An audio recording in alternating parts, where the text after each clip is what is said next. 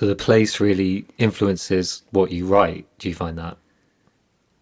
Absolutely. Yeah, the different places that you've lived makes up your identity, really, doesn't it? And different pieces of who you are. Yeah, yeah. I'm just sort of like remembering when I wrote Dragon's theme, like it was a while ago, years ago, but I'd just been out on my own in the clubs, and I was just sort of absorbing that type of 4/4 kind of bass music that is here in Bristol, and was a particular sort of brand of that at the time, and I really remember like vividly really absorbing that and having like a real sort of like powerful moment of clarity outside the club where like all my saboteurs just sort of ceased to be, and I just had a really clear consciousness. I'll never forget it.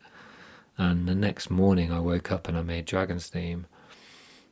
So I think, yeah, it's like the experiences that you have in the environments that give you things that like inspire things within you, and it just comes out so directly in the work, right? Mm. And I think the people that you meet in those places, and even the landscapes, the actual land itself, and the weather even can then inspire you in different ways. I've definitely had those experiences from being in different places and really absorbing the tone of where I am. Yeah, totally. Yeah, yeah, yeah. There's kind of like a almost like a kind of psychic, for a lack of a better word, or like an energetic, and also a kind of thought patterns of places. Like I watched a video of like where I grew up in Rugby, which is just like such a hellish place. But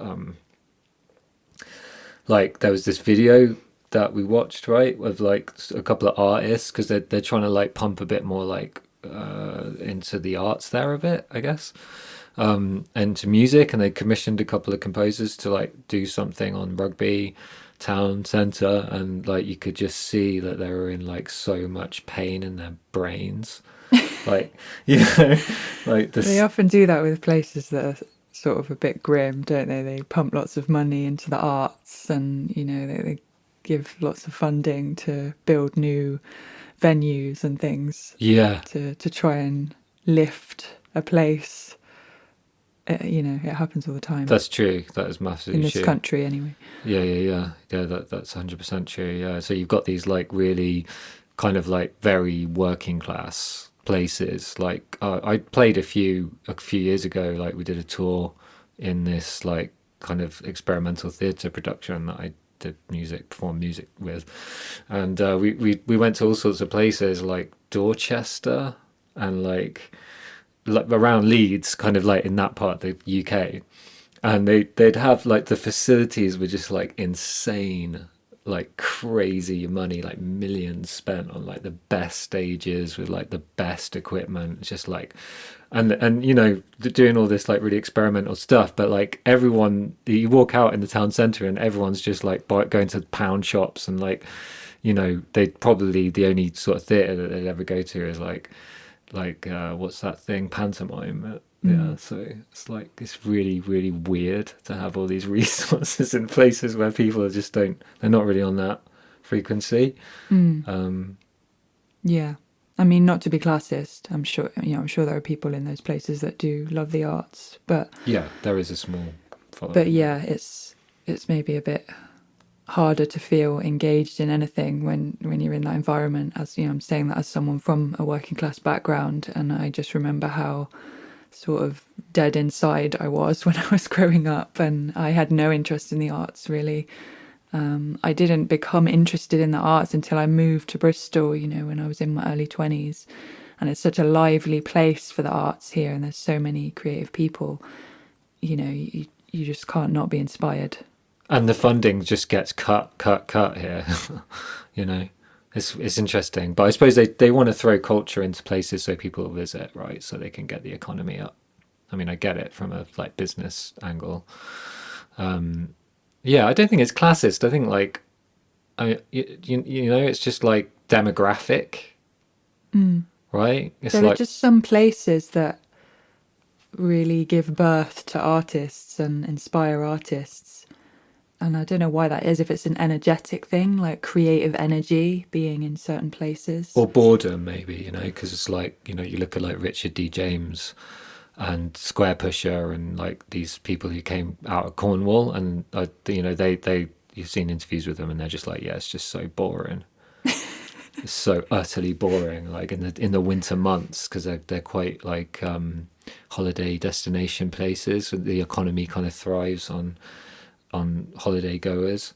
So in the winter, it's just dead. Like Brighton was like that when I lived there. I lived there for a few years, and it would be just like ridiculously packed in the summer months, and then in winter it's just like a ghost town. It's like nothing. So I think maybe that's part of it. It's like just boredom. Like you just get into making some music or whatever.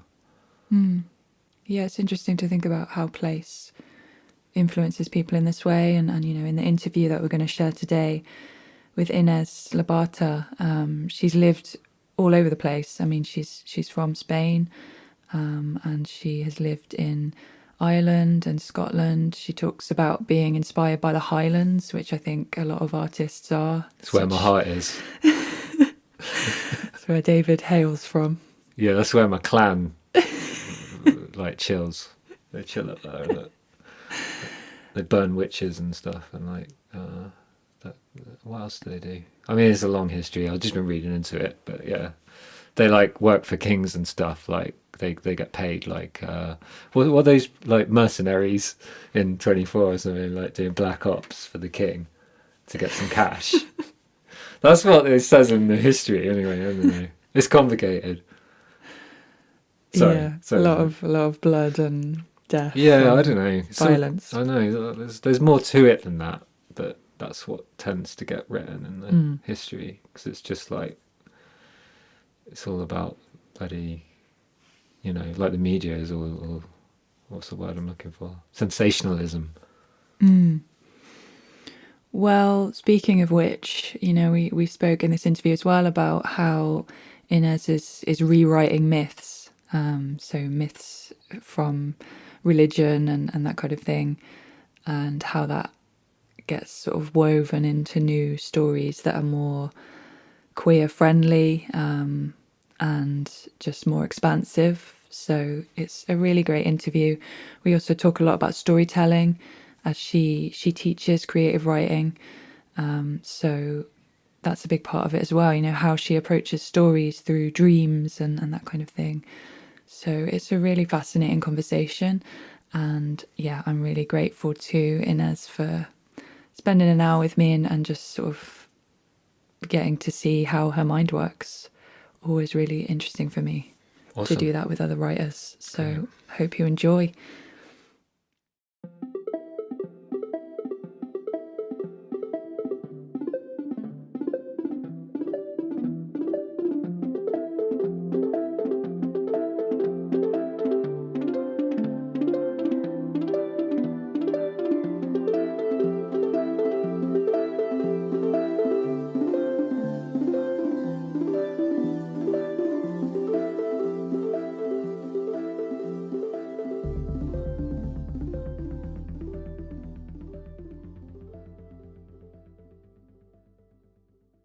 I feel like take a lot of inspiration from being in a place.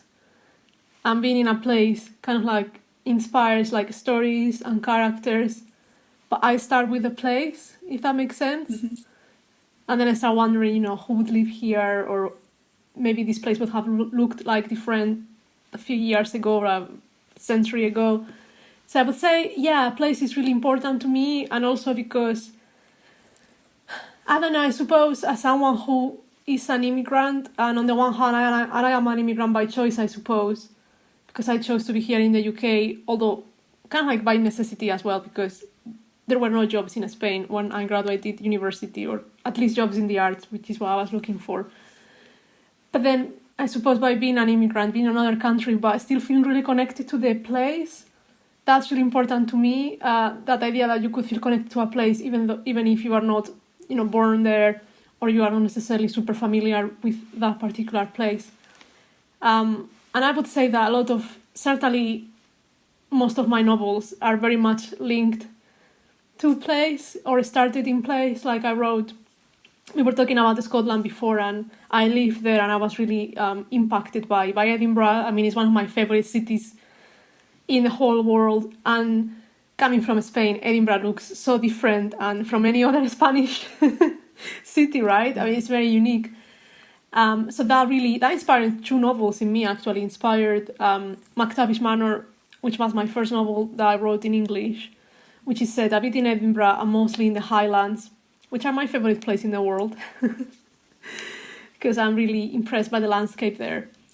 And also another novel I wrote in Spanish called Kabuki, that is set mainly in Edinburgh. So I would say that's an example of I suppose how place has inspired my fiction. And I would say as well, after becoming an immigrant, I look back at Spain or Madrid or other spaces that used to be very familiar with me with new eyes, which is really inspiring as well. And I think you gain a different kind of view over the country where you were born or even your culture.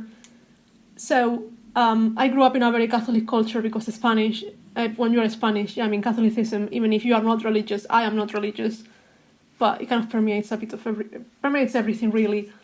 And I find that in my writing a lot. I'm doing a lot of weird stuff with Catholic symbols and culture, but like from a queer perspective, I would say. So it's not like, I don't think very Catholic people would agree necessarily with what I do, but You're adapting it.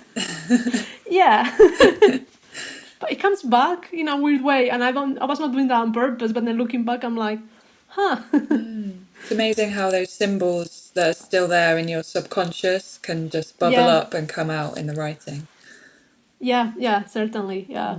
And so how have you adapted it with you mentioned queerness? I'm interested in how that factors in as well to your storytelling.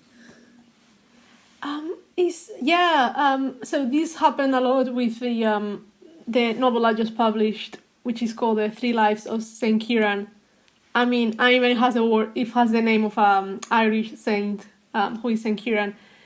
And as I say, I'm not religious at all, and I always have to explain when I say the title of the novel, I'm like, it's a queer retelling of the life of Saint Ciarán, emphasis on queer.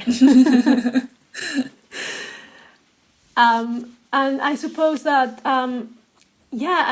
it's just super interesting what Catholicism does with gender, I suppose, because it is weird, let's face it. I mean, having, for example, the figure of the Virgin Mary, who is kind of supposed to be like this wonderful woman, but first of all, she's understood to be a virgin, but she's also a mother, and it's like, wait, excuse me, what? Yeah. Like, it makes no sense, right? But of course, that got me when I, as a writer, I started thinking about it, and I'm like, why if she was not even a woman?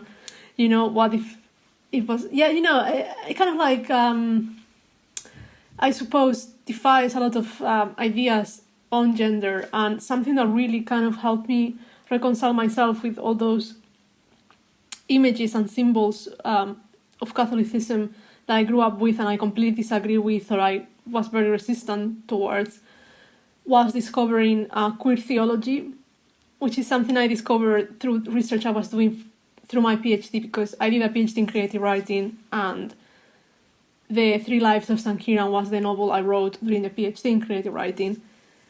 And queer theology is this branch of queer theory, I suppose, that looks at theology, and I was reading a lot on specifically Christian theology and Catholicism.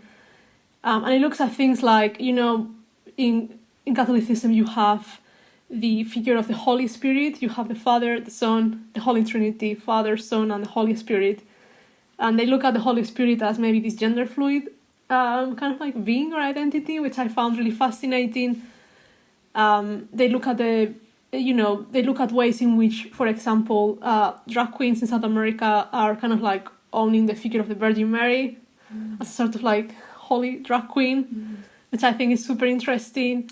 Or they've looked at ways in which, in Catholicism you have nuns and you have monks who are this kind of like almost third gender because they live these secluded lives. They're technically not allowed to have sex. But back in the day, by choosing to be a nun or a monk, you would kind of like escape the gender binary in a way. and you will be allowed or granted more liberties. And it looks really at the ways in which early Christianity was way more open to ideas, to more open ideas about gender and about queerness, even like a lot of the homophobia, for example. It is, if you think about it, it is quite recent, or there's been a lot of emphasis more recently on homophobia and Christianity and Catholicism.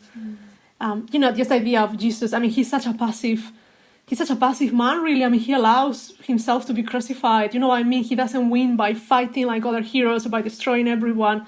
He literally dies for you, which you would think is a passive.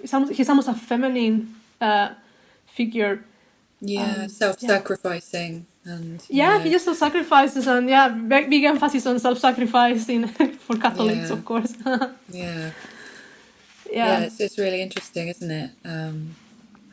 So with your new novel, then tell me about that. Like, what is it? Tell me about the plot, the story, and what inspired it as well. I know you mentioned that you wrote it during your PhD. So what was the seed of the idea? Yeah, well, it does connect with place, actually, that we were talking about, because the idea, kind of like the original idea, came to me when I was living in Ireland. So Ireland was the first country I lived in that wasn't Spain. And I was living in this teeny tiny town in Ireland. Well, it's not that tiny, but it's quite small, especially if you come from Madrid. And it's called Athlone, and it's right in the middle, kind of like in between Dublin and Galway. And in Athlone, nearby, there is this place called Clonmacnoise, which is kind of like, it's by the River Shannon, and it's in ruins now, but it used to be this abbey. And also, it was kind of like the first university in Europe as well, back in the day, in the early Middle Ages, because, of course, back then, which I also find fascinating, education and scholarly and religion were like so interconnected. Because, of course, it would be monks who preserve, they're the ones who keep the books, they're the ones who copy the books. Right. So they would need the education. Exactly. And if you wanted to be educated, you had to go to them. Because they would keep libraries, really, which I always found so fascinating. So this was a place that was said to have been founded by Saint Ciarán. And he's this Irish saint. And I found really fascinating the idea that he founded this place, but also that he was said to be very good with animals, and in some legends he can even speak to animals. And in other legends he always goes with a cow. And in my mind he was riding the cow, because how cool would that be? That you'll be riding not a horse, but a cow. So I was like, man, I would love to write a story about this saint, but like a fantasy, weird story. So that was the seed. Then fast forward a few years, I got accepted into the PhD at Lancaster University, and I kind of proposed to write this novel. And my idea was to write about the connections between Ireland and Spain, because I lived in Ireland and live in the UK, but when I lived in Ireland, I always felt like so much at home. Like I felt culturally, there was a sense of like familiarity that I haven't experienced in the UK. And I'm not saying this is a bad thing about the UK at all, because the UK has many wonderful things. But it was surprising to me to get to Ireland and feel like, I don't know, we kind of have the same sense of humor. And it's just easy for me to get along with people in Ireland. I don't know, I always have a really good experience. I was living with a family there who I still love and I'm in touch with. They're like my Irish family. And I wanted to write about those connections, right? That an experience between countries, cultures, etc. So I thought I could reimagine the figure of Saint Ciarán as perhaps, in the early Middle Ages, as someone who has come from Iberia to Ireland. Because if you do scientific research, actually there are scientific proof, people have looked at DNA and things like that, saying that the first people who lived in Ireland came from the Iberian Peninsula. Okay, wow. We are going back into prehistory, I mean, very long ago. But this idea that the island would be inhabited, there wouldn't be no people there, and then people from the Iberian Peninsula on rafts go there and stuff. And it's kind of even like a connection, I suppose. So I wanted to explore that in the writing, and I thought, well, I'm gonna do past, present, and future. So past is kind of my queer reimagining of the life of Saint Ciarán, which is really weird. and really dark. And there is a cow, and he does ride the cow. I like the sound of that. Weird and dark, queer reimagining. Yeah, I love horror and dark stuff. Great. So it's always in my writing. I love all those things. Wonderful. Yeah, so I suppose in my mind he starts as a man that kind of like ends up coming from the Iberian Peninsula in Ireland, and he gets kind of made prisoner with his sister by this warrior queen, and she's the villain. And all of this is in the early Middle Ages. And then he is punished by her because this warrior queen, he was trying to steal cattle from her. So he's punished, and she basically cuts his hamstrings and renders him basically disabled. He cannot walk anymore. And the whole story is him trying to get back to his sister, get his revenge against this queen. And through all of this, he kind of like transforms from a man into this gender fluid saint who is able to breastfeed, but it's not either male or female. And people around Ireland start being like following them, I suppose, because at that point they are gender fluid. Yeah, so because in the early Middle Ages there is barely any writing or anything you can check, and at some point I was like, this is actually really good because this is giving me license to just make up things. And I also consider that part of the novel fantasy anyways. So that's the past. And then the present and the future and another two parts of the books are heavily interconnected. The present happens in Spain a bit before the Spanish Civil War. In this period in Spain that was called the Second Spanish Republic, which I'm fascinated with because it was a period in which Spanish people, they got rid of the monarchy, yay! And they started kind of rewriting the constitution, and they wanted to give a lot of freedom to people, so like women could vote and they could divorce, which in the 1930s Spain, that was amazing. They would lose all that through the dictatorship and took decades to regain all that, And it was a really exciting period for the arts and for everyone. And my story is about this woman, Carmen, who is a sculptor, and she's been commissioned to build a statue of St. Ciarán for the Irish College in Salamanca. Because of course there were still a lot of relationships between Spain and Ireland throughout the centuries, just because of Catholicism as well, which was something really exciting that again I kind of like proved through my research as well. And I was like, okay, yeah. So there's always been that religious connection. And the last part of the novel is kind of like future. So it goes all this, it's a dystopia really. And it reimagines this future of never-ending rains. Of course, inspired by my time in Lancaster, where you truly experience never-ending rain. When I used to live in the southwest, people would be like, it rains a lot in here, it rains a lot. And I was like, look, no. No, I've seen rain. You can't do in the northwest. I know it rains a lot in the southwest, but honestly...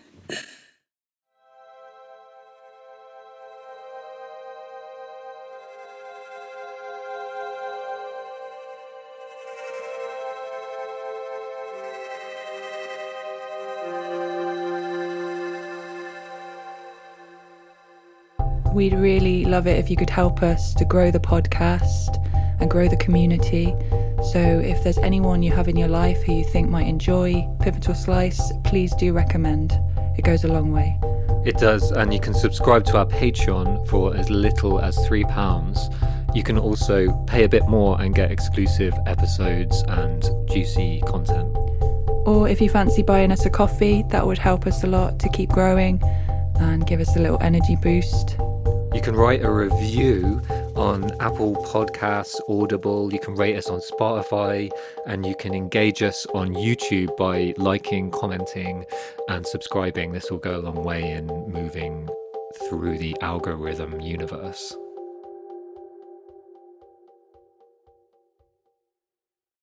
So structurally, how do you weave all the stories together? Is that how you've done that? Yeah, I wrote them separately. Really, there are 3 novellas. I love the novella as a form. A novella is longer than a short story, shorter than a novel. And I love the form because it has a lot of urgency. a bit like short stories, you know, like you don't have that much space, so they're very pacey, very much focused on plot. So I wrote the 3 of them, and then when I was editing and redrafting, then I was kind of like, some connections just emerged by chance. So the figure of Ciarán kind of repeats. You have the story of the original Ciarán in the first one. In the second one, it's all about the statue, and Carmen, the sculpture, gets obsessed with this young Irish nun that she sees as a kind of like Ciarán person. And in the third one, the nun that is causing havoc in New Dublin, she's called Ciarán. So it's kind of again an evil reincarnation of. And then other connections, I suppose, that I kind of like weaved in through the redrafting. Great. Yeah, I like what you said about the urgency of the novella form. What's the difference for you between writing shorter forms and then expanding it into a novel? Is it the feeling of urgency? That's a really good question. I suppose, because I am very interested in plot as a writer. I love creating character, but plot is also really important to me. So conceiving a plot, you know, and that sense of causality to make it all look like organic. And like it's important that it flows smoothly. I love plot, so I suppose in novellas you can have more plot than in a short story, say. But as I say, it's all quite, you know, this happens and this happens and this happens. At least the kind of novellas I write, I suppose, it's all quite condensed. And all the novels I've written until this date are actually quite short as well. I don't tend to write very long novels, even when I kind of I surpass the threshold of the novella and it cannot be called a novella anymore. But yeah, I suppose it's about the plot, I would say, and the pace. I like when it has like a gripping pace. Yeah. That was something that really stood out to me about Oatman, the story that you published for Oranges, was just that feeling of, I mean, it had really great tension, and the plot was just sort of revealed in a very skillful sort of pace. So can you talk about how you do that? Is it something that happens straight away, or does it come more in the editing process, do you think? Well, first of all, thank you so much for publishing Oatman, because when I was sending that short story out, you know, when I send short stories out, and I haven't been writing short stories for that long actually. Short story is a form that I love. I adore that form. But really, I've only been writing seriously since 2020. Okay. Wow. So not that long. And Oatman, it's a short story. It's one of the first short stories I kind of felt kind of proud of, because obviously I had a lot of trial and error. And when I send it to your magazine, you know, every time I send a story out, I love the place where I'm sending it out, obviously, because why would you send it out if you don't like the place? But with yours, it was like, fuck, it's gonna be so sad when the rejection comes. Because I was like, this magazine looks so cool, and Jade looks so cool as well. That's very sweet. No, I have the same thing when I send stuff out. It's like, I know this is going to be a rejection, like, but it's fine. Yeah, sometimes you feel like this rejection is going to be particularly painful, because I actually really, really, really like it. So I was like so thrilled to have it published, and it's such a gorgeous magazine, by the way. It's absolutely gorgeous. Yeah. It's one of the most beautiful online magazines I've seen, and I recommend it to my students all the time to read as well. And I love that you also publish non-fiction, and you have, I love that. So back to your question, the plot, the pace. I love being surprised as a reader when I'm reading something. I love twists and surprises. And I love, you know, when you're reading something and, you know, and suddenly kind of like you see these kind of like connections or these kind of like hidden structures in the story. And that surprises you. Like, oh, okay, so this, you know, and suddenly kind of all the pieces in the puzzle make sense. So I love that. And I suppose when I'm writing plot, I often start with the ending, by the way, right. Especially longer projects like novels or novellas. I normally know how everything is gonna end, and to me the question is about the why or how. So kind of like going back from the ending, kind of like, but why did this happen, or how did the characters ended up here, and kind of like retracing my steps. But it's tricky. I suppose it's complicated because you don't want the plot to be too forced, and I struggle with that a lot. You don't want it to be like too fixed, I suppose, or to the point where like everything seems too convenient. Yeah, definitely. For the characters. So you said you start with the ending. So how do you come up with that ending? Does it come from the character, or where does it come from for you? A lot of endings and ideas I have come from dreams, honestly. Oh, wow. Great. I've been having horrifying nightmares since I was like 8 years old. Oh, no, I'm sorry to hear that. Well, I mean, I think I just I don't know. I'm the kind of person who like always remembers the dreams when I wake up, and during the day I just keep thinking about them. So, and I am a very coward person, and I have a lot of fear. So I have to have nightmares or kind of disturbing things.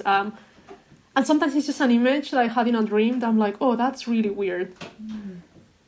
Like for McTavish Manor, this novella set in the Highlands, I literally dreamed with this man who was a doctor, and I knew he was a doctor. You know how in dreams you're like, there is no clue or hint whatsoever in the dream that says this person is a doctor, but you know in the dream. It's obvious. and he was like leaning over this bed, and the sheets in the bed were covered in blood, although there was no one in the bed, and he was like kind of like sucking the blood out of the sheets. God. Extremely disturbing. McTavish Manor is a horror novel, by the way. And I was so shocked by that dream, and then I started thinking about this idea of this doctor who is also obsessed with blood and has this kind of like fetish with drinking blood. And that kind of like inspired the whole thing. It's set in the beginning of the 19th century, and that was a whole thing about blood and about vampires and about someone who, a doctor who actually is a really good doctor and wants to help people, but has this kind of like compulsion to drink blood, even though he hates himself for that. So I would say dreams or plays, like we've discussed, with like with the Three Lives of St. Ciarán, going to Clonmacnoise and seeing the ruins of this abbey. That's fascinating. So you have the nightmare, and then what, do you write it down and keep the ideas in a book, or do you just save the ones in your mind that stand out the most? Yeah, I write them down sometimes, but I suppose I save them in my mind and they just start growing. I feel like, especially with novels, a lot of the work happens in my head first. I don't know if it happens. I know you also write. I don't know if that happens to you as well. Yeah, same thing. You have one seed and then it just sort of grows into a tree, sort of without you really trying. Yeah. It's just like it's got a life of its own. Yeah. And then, for some ideas, I have them for years until you feel like, okay, now I want to sit down and write it. So that's pretty normal for me as well, yeah. So how do you know when it's ready to start writing?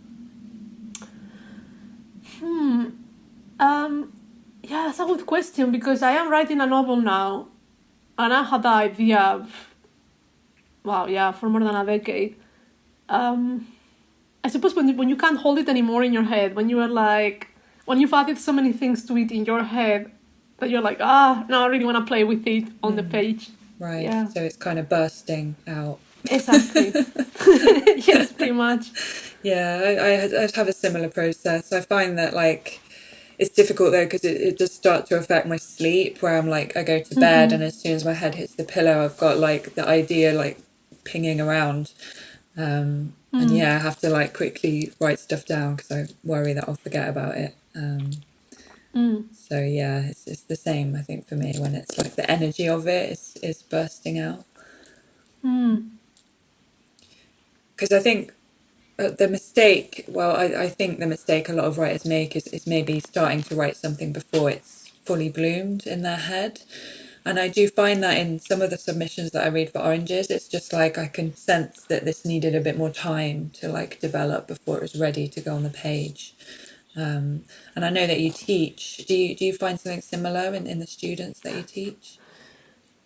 Yeah. And that's something I learned through creative writing, really, because creative writing is not a thing yet in Spain in universities.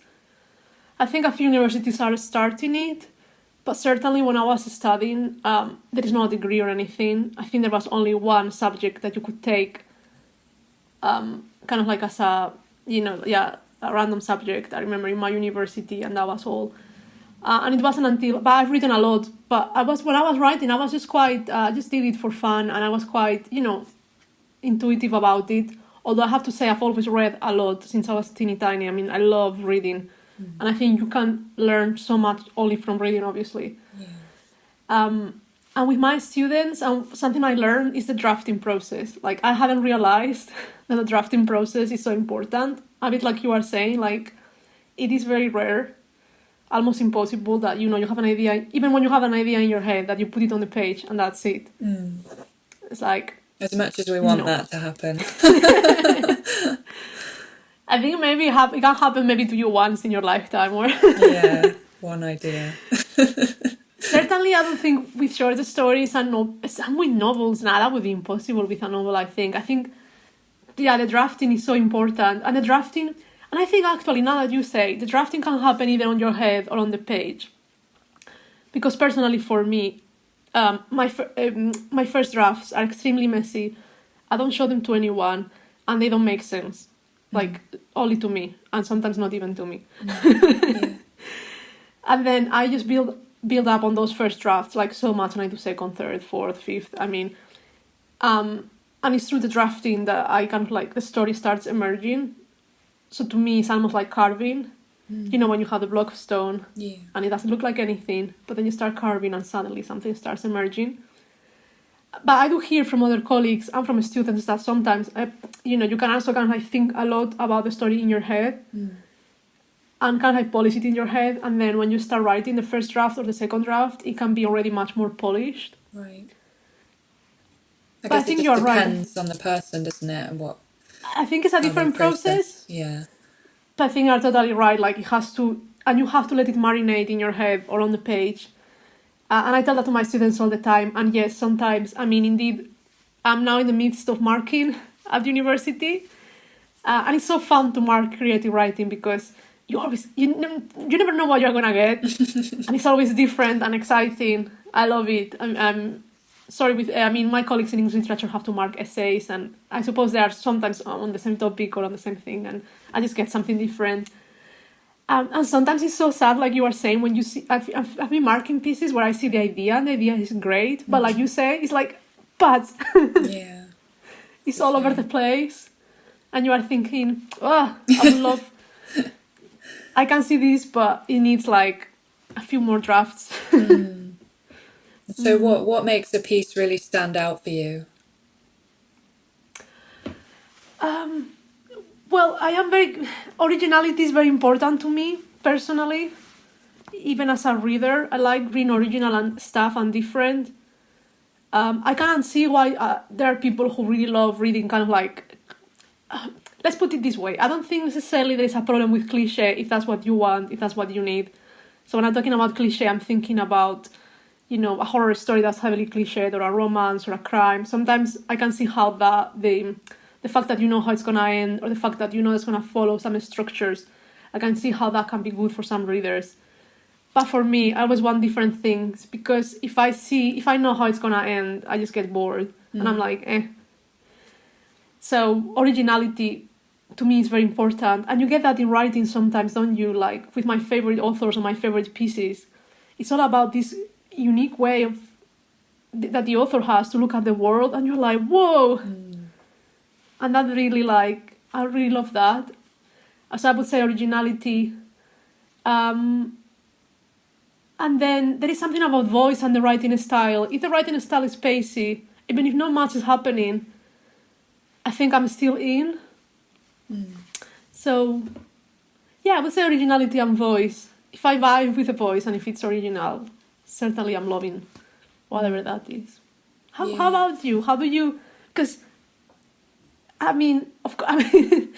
of course, I'm just marking, and I have a marking criteria, thank God, to look at, and then that's how I mark. But how about you? How do you select? Because you must get so many submissions, no? I suppose, and how do you even? Yeah, it's getting to be more like it's growing without me really doing much. So yeah, it gets more and more every time. So I have to just, it's really like instinct mainly. It's kind of, I can feel like from the first page if the writer is writing in a tone that fits with the journal. So I think for me it really helped to just nail down exactly what the journal is and what it's there for, and the kind of feeling that I wanted to give people with even just the way it looks and the mission and all of that stuff. And then that helps determine what the tone is. And so yeah, I can tell very quickly if a story is right. And then it's just a case of like crossing your fingers to the end that like the writer's going to pull it off and like nail it at the ending. Because sometimes it can feel right, but then it just sort of goes off in a direction that you know doesn't really work, and then it's, you know, it's a shame.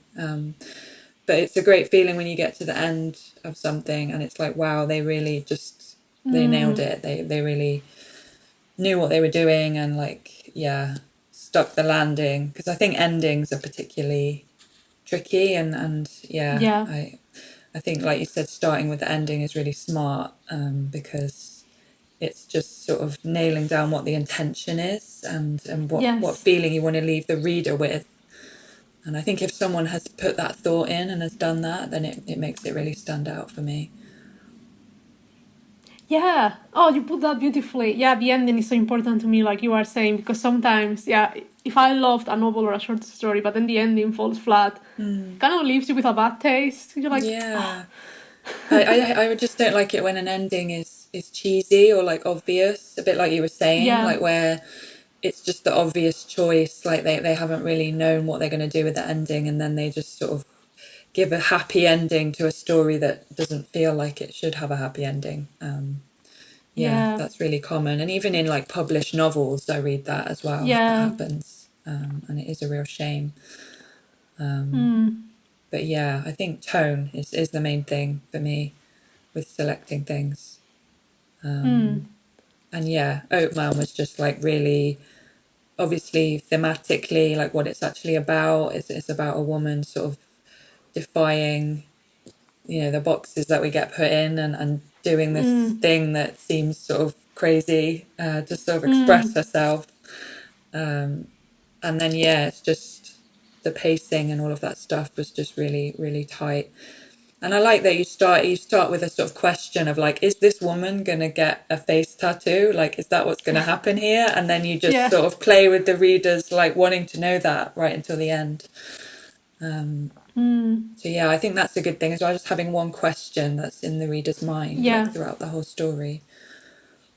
Yeah, I think so. And I like in that short story, I mean, the idea of gender, almost in all my fiction, even in what I'm writing now, it's just, I don't know why, it just keeps coming up. And yeah, what it is to be a woman or what is not to be a woman. And yeah, that short story was born out from frustration, I suppose, because I suppose from frustration in the fact that as a woman, you feel, or at least I feel, so judged by the way I look. I'm thinking it would be so liberating just to, not to be so ugly or to have something so weird on your face that actually you stop caring. And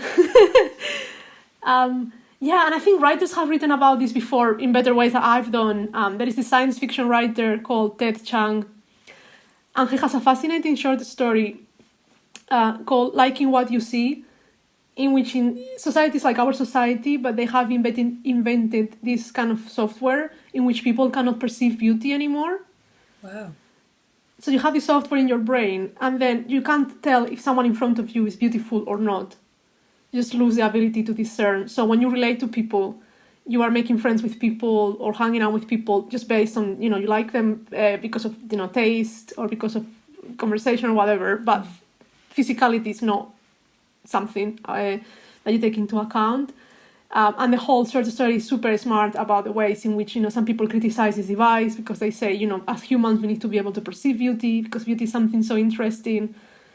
But other people are like, no, this device is amazing because beautiful people always get a bit more advantage on things. Yeah. And apparently psychology has proven this. If you are beautiful, you get away with a lot of more stuff.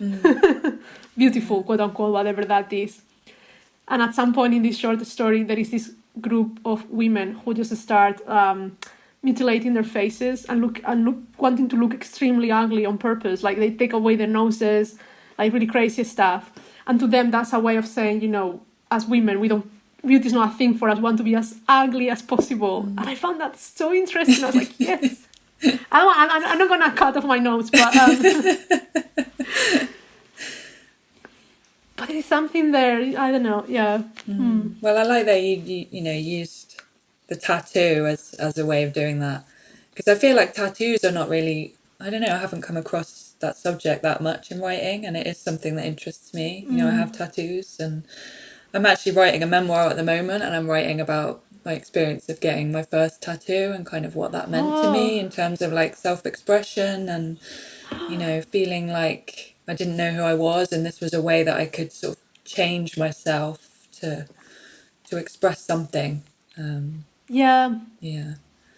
But that sounds great, that story. What was it called? Liking What You See? Yeah, Liking What You See. Yeah. It sounds a bit like a Twilight Zone episode. I love the Twilight Zone. It's written in a really smart way, so it's written as a documentary. Okay. Yeah. Great. Yeah, certainly. So what other writers have inspired you?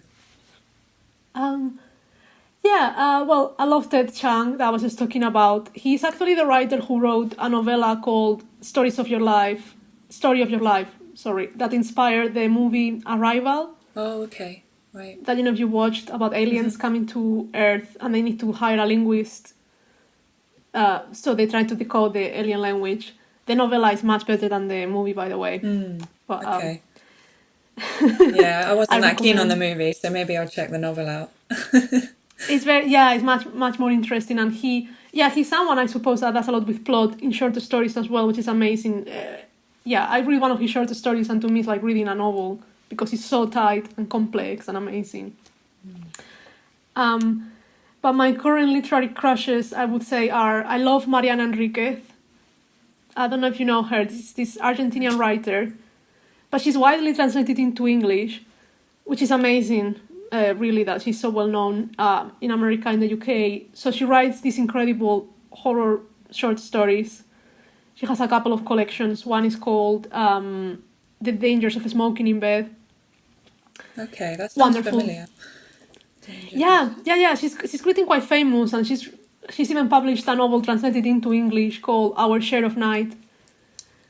And what I love about her, about the horror she writes, is that it's horror, but it's very political and it's very interested with society and it's very challenging and thought-provoking. And to me, that's the best horror. Definitely. And it's amazing because the horror she writes, some of the things you read that you are like, especially in her novel, Our Share of Night, which is all about Argentina, and it covers a lot of like really dark, gruesome history, you know, through the dictatorship and stuff like that. And in that novel, the most horrifying stuff you read there, you are like, well, this is clearly fiction. It's not. Wow. Because there is something about horror, isn't it, that as humans, we are capable of the most beautiful things, but also of the most horrifying things that you wouldn't even think. So, I really love her writing. Yeah, I really love this other Argentinian writer called Samantha Sweflin. And she's not as on the nose with the horror as Mariana Enriquez, but her writing is also quite dark and sometimes speculative. Again, she's also widely translated into English, which is great, that means I get to teach her to my students. Great. As well, so they can read the translations. Another writing I love now, to be fair, and I feel like I'm a bit late to the party on this one, but it's Olivia Laing. I don't know if you've heard of her. I haven't read any of her work. I have heard of her, yeah. Yeah, so I think she goes by she or they pronouns. But I think in her website she uses she, her pronouns, but they are trans as well. And they wrote this book. I love the writing. It's non-fiction, but it's amazing if you like non-fiction and mixing, like blending memoir with other things. I've just read 2 of their books in quick succession. The Lonely Sitting and Everybody. And they just... blew my mind. Yeah. So there's a real merging of genres that you're interested in then, like Yes. horror and sci-fi and memoir and non-fiction. Yeah, I feel like I'm very eclectic on my reading. I feel like, yeah, what is genre anyways? Or like, Yeah. I don't believe in the division between, you find this a lot in university as well, literary fiction. When I was studying creative writing, we were almost pushed to write literary fiction because that was the proper fiction, whereas genre was frowned upon. And I so disagree with that. I just think literary fiction is another genre, to be fair, that has great examples of literature, and also it can be also really bad and really, yeah. It does feel like most writers are trying to write in that genre. Yeah. Because it's seen as sort of superior to the other genres. I think maybe because for, if you want to get your book reviewed in The Guardian sometimes, or obviously for literary prizes, that seems to be the genre that obviously gets to these literary prizes. But honestly, I used to work in Waterstones in the bookshop, which I loved. And literary fiction doesn't sell. It just doesn't. Oh, really? Okay. No. YA, romance, crime. Right, okay. So the genre fiction is actually what people are reading. I think so, yeah. But for some reason, literary fiction is critically acclaimed. Yeah. Weird, which is interesting. Yeah. I guess it's like that with film as well, isn't it? There's, stuff that gets nominated for the Oscars. Yeah, like horror movies never do, comedies never do. Yeah, it's interesting. So how do you choose what to teach to your students? Which books? I suppose I just teach books I love, or sometimes not that I love, but books that I think are doing really interesting things. So I suppose my idea is to show them as many possibilities in fiction as I can think of. So, because I never know what they're going to be writing about, right? Because they're given total freedom, really. And the way it works at universities, that maybe I will be teaching a novel course or a short story course. And then, yes, they have to write either chapters from a novel or a short story. But apart from that, like literally, they could write about anything. So when I'm curating my reading lists, I try to, find different approaches to a novel, for example. Novels that have different parts, or novels that play a lot do interesting things with voice. I always try to add writing in translation from other cultures, countries, because obviously I am an immigrant. That's very important to me, for them to kind of like look beyond what writers in English are writing about and get them exposed to other things. And obviously, I always try to incorporate like queer writers, women writers. It is interesting because throughout the years, I find when I'm writing a reading list that sometimes I haven't included male writers, and I'm like, oops. And I've been and I've got bad feedback in the past from my students saying that there are too many female writers on my reading list. But to that I say, well, we spent so many decades only reading male authors. Like when I studied at university, English literature, Scottish literature, 95% of the authors were male, of course, and white. Yeah, same. And all through school it was that as well. Yeah, only so I feel like, sure, I'm leaning on the queer and female authors a bit hard on here, but I think you can take it. Some correcting that needs to happen. Yeah, that's interesting. So, okay, we're coming sort of to the end of the time. Is there any kind of advice that you would give to writers who are maybe just starting out, or who are looking to find their way into publishing, as you've had novels published yourself? Wow. First of all, encouragement, because honestly, like, I am writing mainly now my second language, which is English. Partially because I live in the UK and I've been living in the UK it's going to be 10 years this year, so. But I feel like, I never thought I could actually have a career in English, to be fair, because I came to learn English quite late in life. Really, I started learning English when I was 18, because before that, all the English I learned at school in Spain, extremely basic. Right. No, it was not good English. I remember arriving to Ireland when I was 18, people talking to me and me being like, gosh, I can't understand a single word. Because I've only been taught, like, I've been having with English grammar, but really I hadn't really used the language. In a language, you have to use it to kind of like understand and stuff. So I learned English quite late. So I never thought I could publish in English, honestly. And the fact that it has happened to me, I mean, I'm still, so the first thing is, if I can do it, I'm sure you can do it, or anyone can do it. And I think two things here. The first one, I think, is all about persistence. And I've been given this advice to me by other people, saying it's not the most brilliant writers who actually make it or who get the publishing deal. It's about the persistence. Someone told me you only need to be half good and then be very persistent. And I think that's true, because at the end of the day, publishing is a numbers game. It truly is. It can be so subjective. Like, someone may love a story or a novel and someone else may be like, nah, not connect with that. And that happens to us as readers all the time. Like, all the times I come across books that my friends love or people love, and I'm like, and vice versa. So I suppose once I realized that it was a numbers game, I think that really made me more confident in myself, and just thinking, and with the short stories as well, especially, you have to send them out to so many places until they get accepted, and that's fine. So I would say, I love making spreadsheets and lists of places where I would like to get published and things like that. So, and I think seeing it like a game, or like, you send it here, okay, no, then you can send it there. And even this novel and half coming out, I mean, it took me, I would say, 3 years to find a publisher, honestly.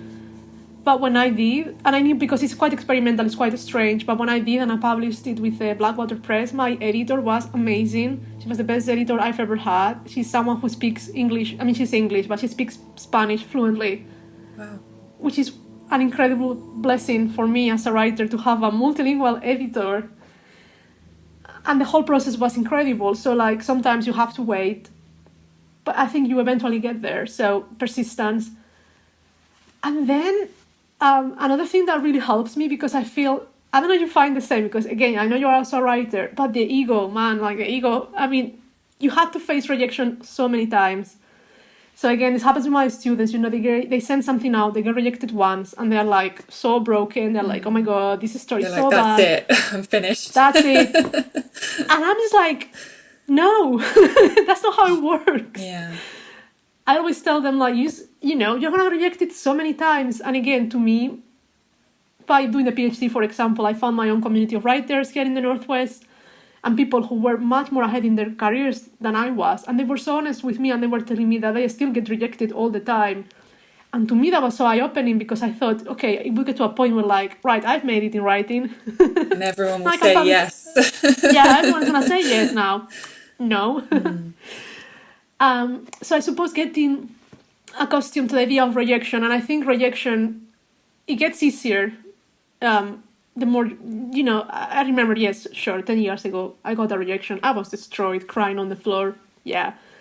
I feel like now I'm a bit more like, I like what we were saying before. Yeah, some places hurt more than others, especially if it's a place or a publication you really, really love, or you were hoping to work with. But, and to me, there is something, and I know you are into meditation, and I am into meditation too, and it helps a lot, because I'm naturally a very extremely anxious person. Same.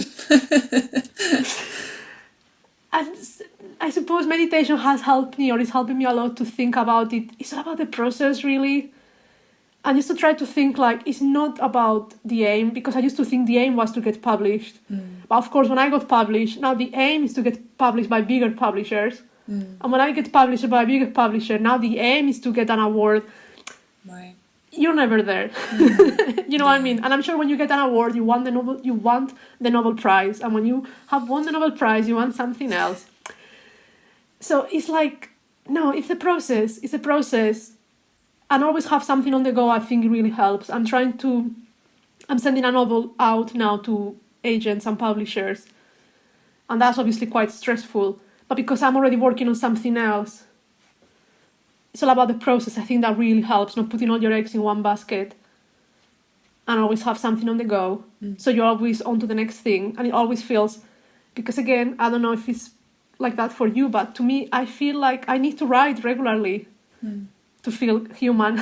Yeah, for sure. Yeah, it's very balancing for my mental health and kind of spiritual health to be constantly creating. I like what you said there about just focusing on the process, because I think I had a similar thing where I was just so obsessed with the outcome of, you know, being published so that I can say to people, oh, I've got a story out, and, you know, feel good about myself. But now it's just about writing stuff that feels good to me while I'm writing it, and like I'm just really starting from that point of like what feels good to me, you know, in this moment. What can I write now that I'm just going to enjoy getting really stuck into and building, you know. That process can be so rewarding just in itself. Because I see that so much of my students, sometimes they want to write the novel of their lives.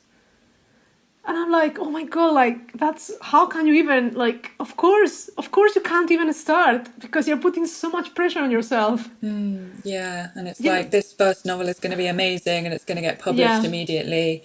And it's kind of like running before you can walk. So maybe starting with short stories is a better way into it. Do you feel that? Well, I have a bit of an unpopular opinion. I think short stories are harder than novels. Right, interesting. At least to me. Because I feel like novels are more forgiving. Right. You know what I mean? You have more space to explore things. In terms of pace, pace can go up and down. You can have moments where not much happens or moments to explore backstory. Whereas for me, short stories, man, they're hard because you only have that teeny tiny amount of space and you still have to tell something meaningful and you still have to create some sort of emotional response in the reader. So, and I struggle with that because actually the way we normally teach, and I've taught in different universities, is you normally teach short stories first. And to me, it's like, wow, but it's such a difficult form to do well. But I would say, I always think, when I read my first novels, even when I read Maktabi's Manor, which back in the day I thought, it's my best novel ever. Now I read and I'm like, oh. Yeah, it's cringy, isn't it? Even thinking about some of the stuff that I wrote in those early days is, embarrassing. Yeah. So just accepting that and just hoping the next thing is going to be a bit better than the last thing. And